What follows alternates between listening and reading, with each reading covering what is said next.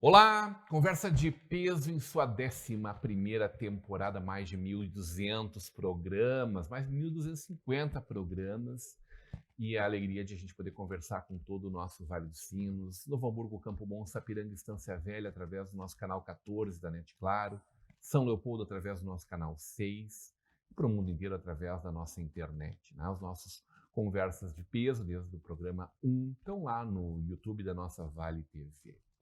Uma alegria poder contar com esses parceiros de fé, Sicredi, né? Parceiro de todos nós, juntos construímos comunidades melhores.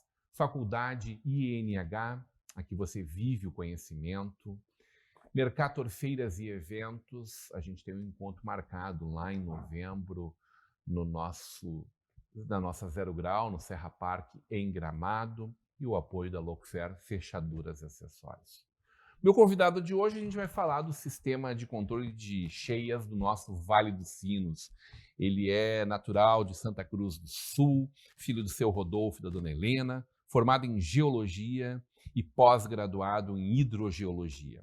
Casado com a Silvia, pai do Guilherme e da Juliana. Entre as atividades desenvolvidas, tem projetos nas áreas de açudes e poços para as regiões sul do Brasil, controle de erosão do noroeste do estado do Paraná, até a retomada do controle de cheias em São Leopoldo de 1990 até hoje.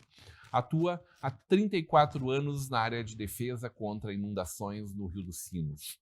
Hoje teremos uma conversa de peso com o Antônio Carlos Simões Pirigueschi. O Geschi, não é Geschi, não é Geschi, é Geschi? Geschi é como fui conhecido desde os tempos de colégio, né, até agora. Mas é Geschi. O certo é Geschi.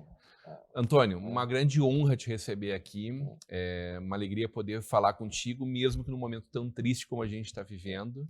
Isso, Tu és talvez a maior referência que a gente tenha no nosso sistema, na nossa realmente, região. Realmente, a referência viva, talvez ainda existam alguns ex-colegas do tempo da construção do sistema, que iniciou na década de 60, né? Mas eu realmente, há 34 anos, indo para 35, estou nessa labuta aqui e com grande vontade, com ânimo, com ênfase.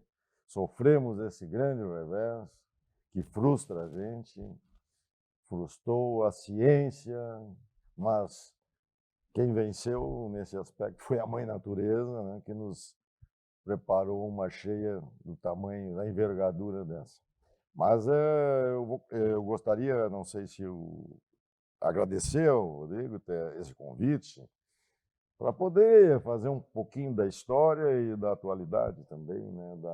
Quero saber um pouquinho da tua história. Bom, por que o alemãozinho lá de Santa Cruz do Sul resolve fazer geologia? Isso tem uma explicação.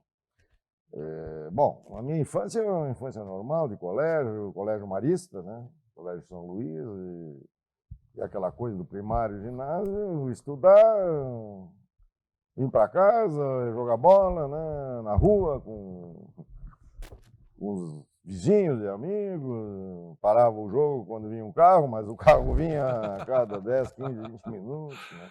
Ruas não calçadas, né? Então é uma infância normal, uma adolescência também em Santa Cruz do Sul até os 18 anos, né? Aquela coisa de bailes, né?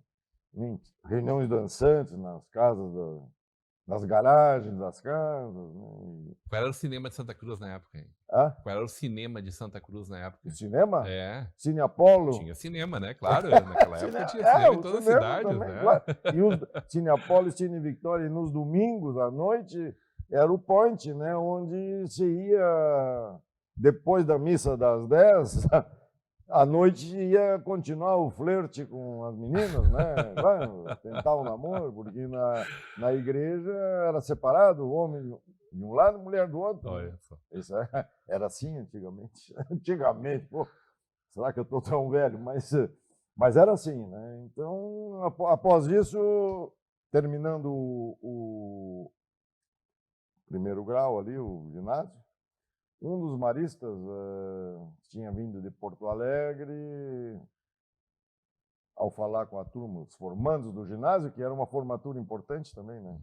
Formatura de ginásio tinha solenidade, né? Entrega de canudo, aquela coisa, paraninfo, orador. Aí, numa conversa, ele chamou quem quiser orientações, nos falou a mim, mais outros, sobre o que queríamos fazer. E eu tinha me decidido veja bem, pela medicina, né?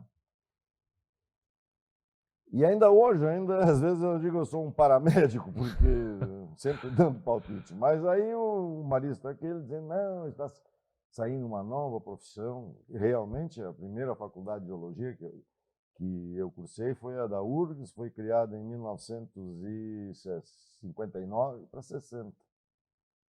Eu já estava me formando, era 65, né?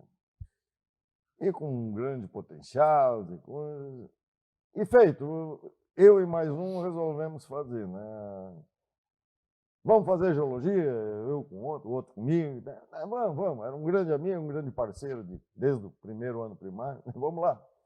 Fizemos e passamos. Era uma faculdade que tinha 30 vagas, não era tão fácil passar, não. Então, só para dar uma data marcante da minha vida foi quando eu, num domingo à tarde, caminhando pela praça, o que é normal em cidade de interior, a famosa Praça Central, à frente da igreja. De repente, vinha um carro pela rua principal, que nós chamamos, a rua principal, né? E buzinando, e eu vi meu pai do lado com um jornal. Aí deu a volta, passou. Então foi um dos primeiros fatos marcantes da minha vida, foi essa alegria, né? E receber aquilo, já fazia uns 20 dias, 15, 20 dias, porque as coisas ainda não eram computadorizadas assim no máximo. Eram ainda no tempo dos cartões furados, então, mas custava sair os resultados. E cada vestibular não era um vestibular único, era por faculdade, né? Cada um fazia, por exemplo, a geologia tinha um vestibular único, a medicina tinha outro, a engenharia, filosofia. Né? Então, esse foi um dos fatos marcantes. E dali vim para Porto Alegre, aos 18 anos, fazer o cursinho pré-vestibular, o IPV, 30 dias. 30 dias, final de dezembro até 30 de janeiro. O vestibular foi em fevereiro. E tudo bem. E aí nasceu um geólogo. Mas com muita satisfação, muito orgulho, muita alegria. Né? A vontade é de agradecer para o irmão esse que te deu esse direcionamento? Olha, Dizer assim, irmão, puxa, se eu tivesse feito a medicina, quem sabe? Depois eu encontrei ele veio no final da sua vida, ele durou muitos anos, mais de 90 anos, e ele veio para a PUC. E existe um lugar onde descanso, né? Onde com a idade os maristas vão se entregando mais à sua religião, aos preceitos religiosos. Eu visitei, encontrei ele, aliás, não visitei. Encontrei ele no hospital da PUC. E aí batemos um papo, ele ficou alegre, agradeci, e assim foi, né? Então, ali foram 4 anos e meio, me formei e saí para a luta.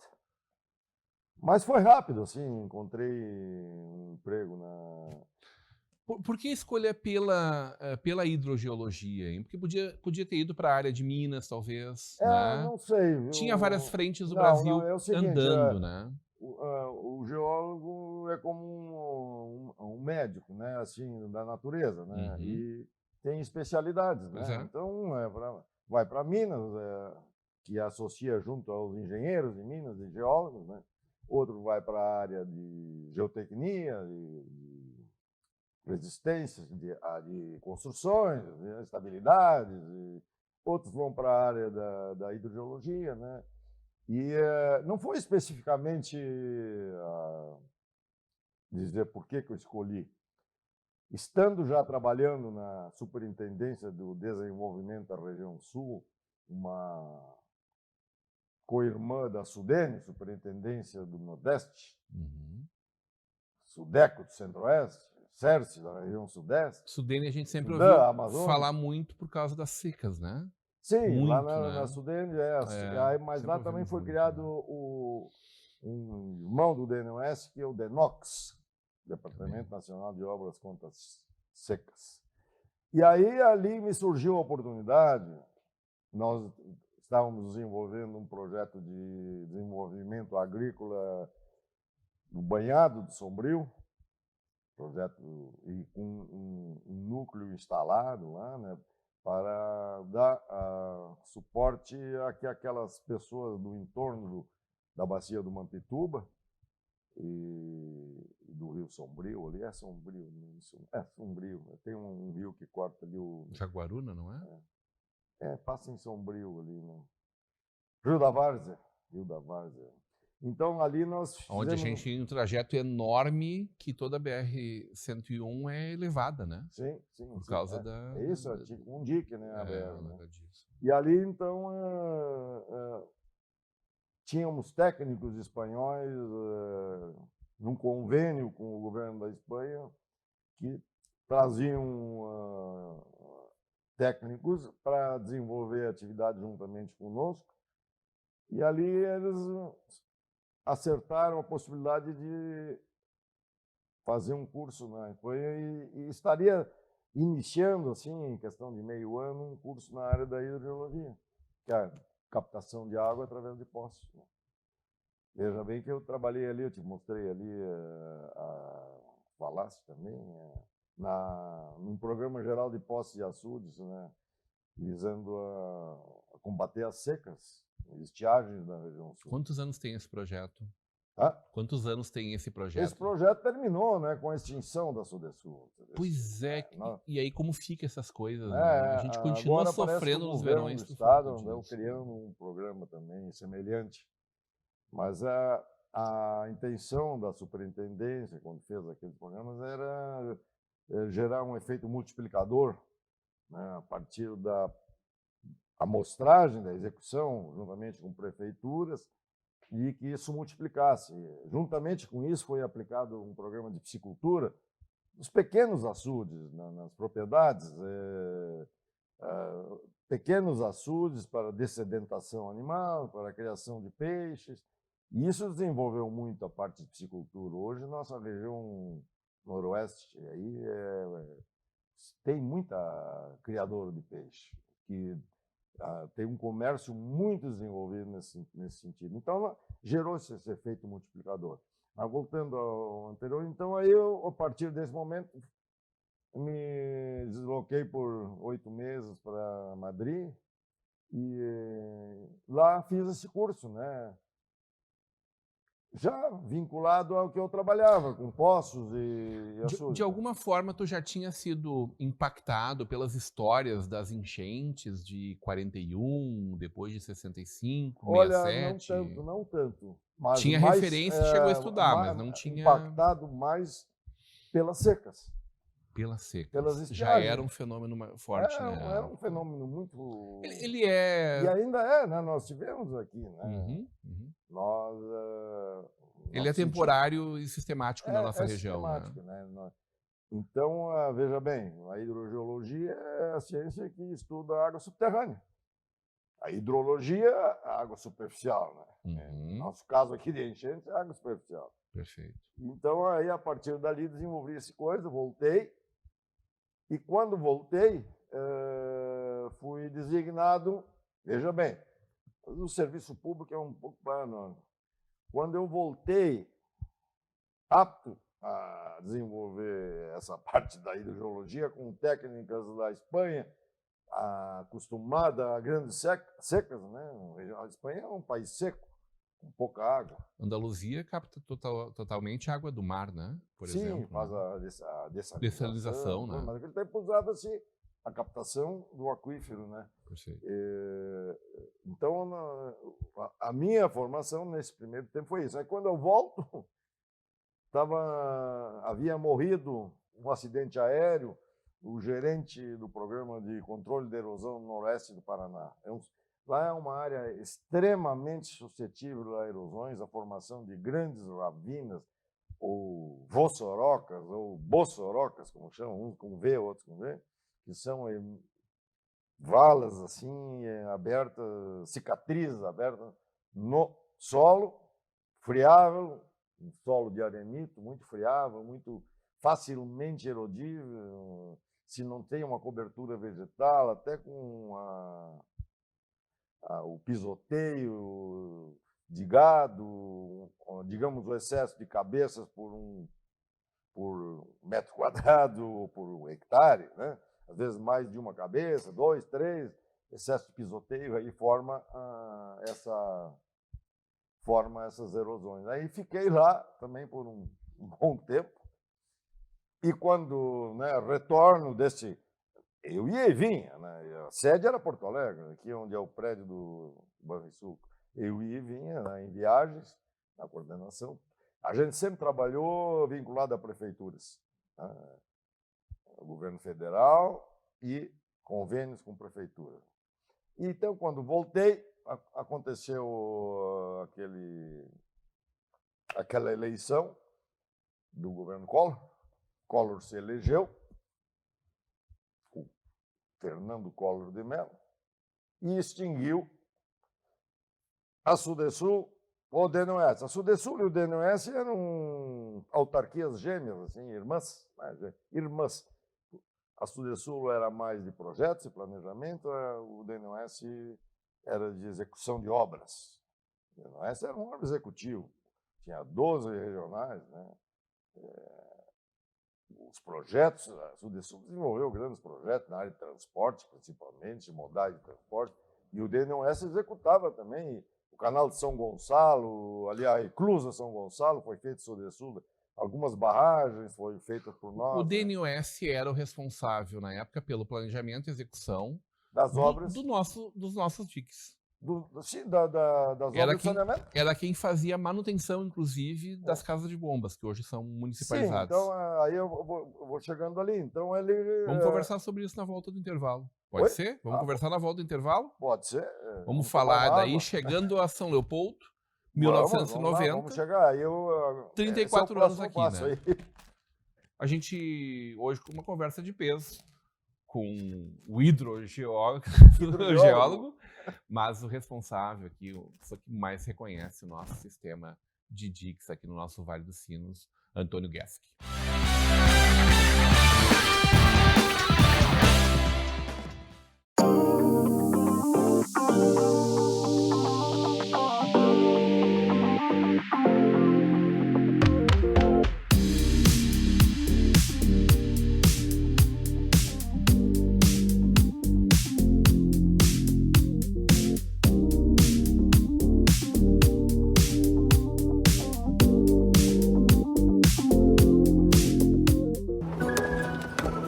Quando o assunto é investimento, quem não se sente meio perdido?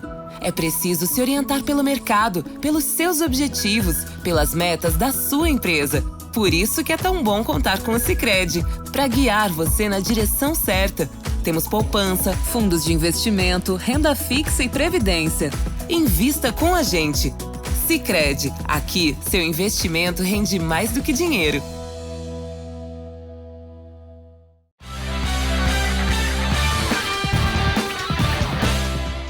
De volta para uma conversa de peso, hoje recebendo Antônio Gueski. Vamos conversar bastante aqui agora sobre o nosso sistema de prevenção de cheias de São Leopoldo, do nosso Vale dos Sinos. No oferecimento do Sicredi, juntos construímos comunidades melhores. Faculdade INH, aqui você vive o conhecimento. Mercator Feiras e Eventos, a gente tem um encontro marcado na 0 Grau em novembro no Serra Parque em Gramado. O calçado se encontra em Gramado. Apoio de Lookfair, fechaduras e acessórios. Obrigado aos apoiadores culturais da nossa Vale TV. Ô, Antônio, a gente conversava um pouco da tua trajetória, da tua experiência, até que a gente chega ao fim dessa autarquia, que era responsável, naquele momento, pela manutenção dos diques, das casas de bombas, de toda a nossa região, né? Já era um sistema bastante complexo. Já naquela época, né? Já existia, né? Parte deles bem anteriores. Porto Alegre, mais de 20 anos, né? Restava ainda São Leopoldo e Novo Hamburgo, Campo Bom. Perfeito. Então, com a extinção dessa autarquia, nós fomos destinados a uma secretaria especial que o governo criou e juntou aquilo que restou.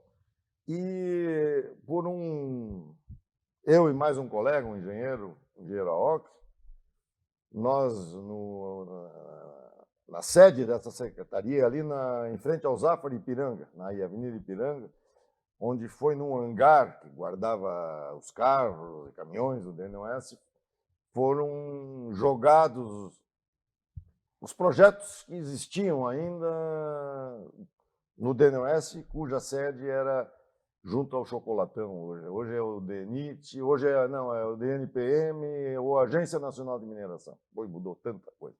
E ali, então, por uma coisa, não sei de quê, vamos preservar uma coisa que está inteira aqui, eu com a OC, e separamos o projeto de São Leopoldo, em toda a sua documentação. Aí começou uma tratativa, isso já é 90, né? 90, 91, começou uma tratativa para que se terminasse essas obras inacabadas, e São Leopoldo estava entre uma delas, estava com 90% feito. Já tínhamos a parte há alguns anos. Todos os diques estavam. Há 15 anos os diques da margem esquerda do rio já estavam prontos, funcionando? Estava quase tudo pronto. E o da direita? Restava da direita a parte do Arroz Cerquinha. Perfeito. E na parte direita, em cima, um dique junto à Casa de Bombas da Santo Afonso, ali, que é junto ao Gauchinho, lá de São Leopoldo. Então é o seguinte, resolvemos juntar e guardar isso ali num canto. Era um monstro. Um mundaréu de papel, de projetos, de coisas assim. Muita coisa foi perdida. Eu classifico essa ação maléfica que o Collor viu, e a extinção abrupta, assim, como que uma guilhotina, né? Cortou e... Caneteou da noite para o dia, não existia mais nada, ninguém sabia o que fazia com nada. Aí se vira, bota os caras lá num canto, num limbo, num purgatório, em qualquer lugar. Né? Bom, chegou o quê? Negociações ali, levaram ao governo Fernando Henrique Cardoso, quando iniciou, dizendo o seguinte: vamos acabar as obras inacabadas da administração federal. De que maneira? Não existe mais autarquia para executar. O governo federal não tem como executar, vamos usar as prefeituras.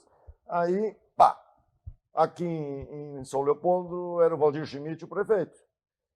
Se tratou de conveniar, na condição de que a Prefeitura de São Leopoldo assumisse esse espólio do DNOS em Porto Alegre, da sede do DNOS, da 12ª Regional.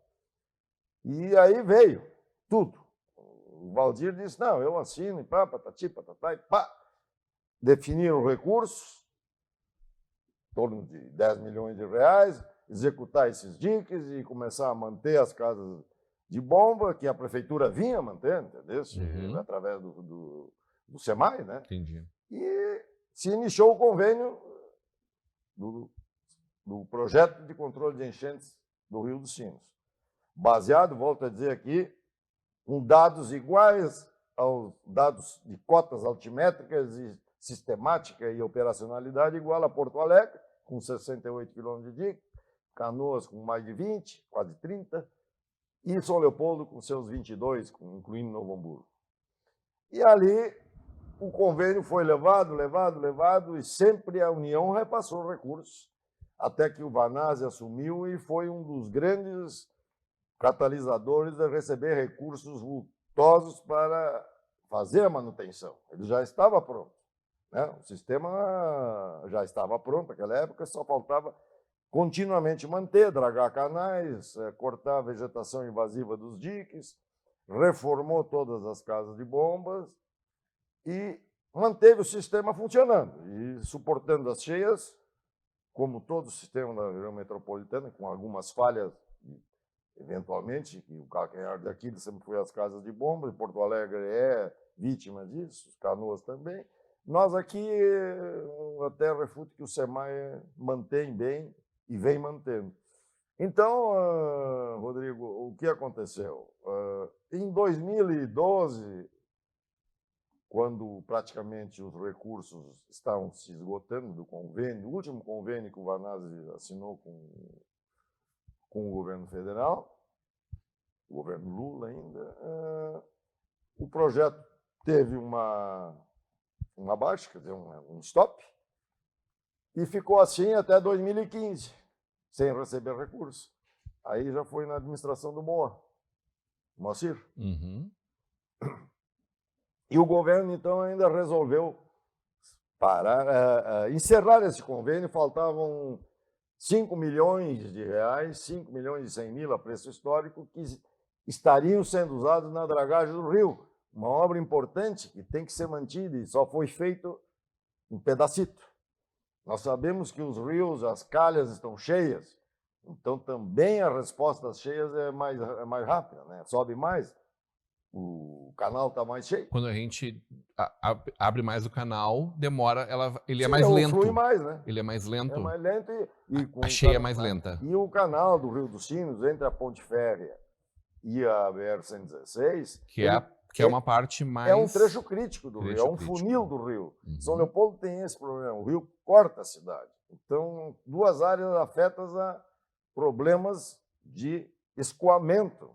Entendi. Então, lamentavelmente, nós paramos o projeto. Eu continuava trabalhando, embora já aposentado pela área federal. O projeto parou ali e nada mais aconteceu. Quando, em 2017, voltou o Vanazzi, ele teve que assumir, obrigatoriamente, porque o convênio dizia, uma vez encerrado, a prefeitura assume.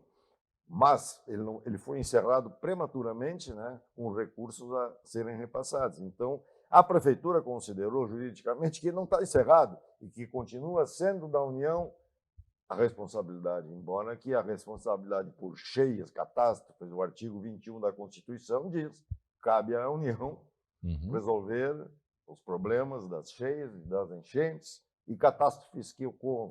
Né? Tu conhece muito bem toda a legislação em torno disso e toda a inteligência entregue pelos alemães, que Sim. lá nos anos 70 nos trouxeram essa primeira etapa. Isso. Tu estava me dizendo recentemente que todo esse material continua muito atual. Continua atual. A gente aqui, de vez em quando, não olha para ele como deveria. O que nós temos que fazer é uma recalibragem dele, né? Claro. O que está sendo feito agora. Porque o dado base de referência é a cheia de 41. Então, essa deixou de existir como referência agora, né? E está sendo feito estudos nesse sentido. E aqui, aquele dia tu me perguntaste, o sistema ruiu. Te perguntei. É uma pergunta, né? Não, o sistema apresentou em 3 pontos falhas. Aí eu vou fazer se tem um tempo, um pequeno paradoxo. Em 2005, todo mundo lembra do famoso Katrina. New Orleans. Diques, olha bem, 400 quilômetros ao longo do Mississippi, maior rio lá dos Estados Unidos. Né? São 400 quilômetros, aptos a vencerem furacões, porque é região de furacões e ciclones, de categoria 4, que é o top. Em agosto daquele 2005, veio um furacão que depois foi classificado em categoria 5. É a mesma coisa que aconteceu. O que aconteceu lá? Os diques foram superados. A maior catástrofe que os Estados Unidos já conheceu em termos hídricos de cheias. Então, paradoxalmente, um sistema monstruosamente maior, mas com as mesmas concepções.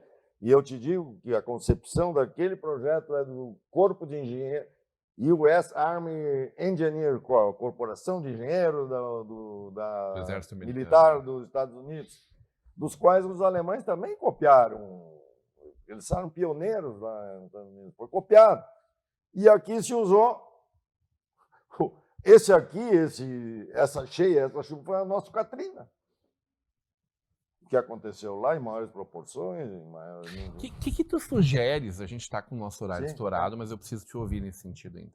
O que tu sugeres como uma cartilha, a partir da tua experiência, da tua vivência, de tudo que tu viu mundo afora e do que os alemães deixaram para nós aqui como referência, o que a gente tem que fazer na sequência primeiro para tranquilizar a população de que isso dificilmente vai acontecer rapidamente e depois para que a gente revisite os nossos parâmetros? Não, certamente os parâmetros estão sendo revisados, né? Tá. O que eu até te dizia naquela entrevista aí No Estação São Léo. É. Uhum.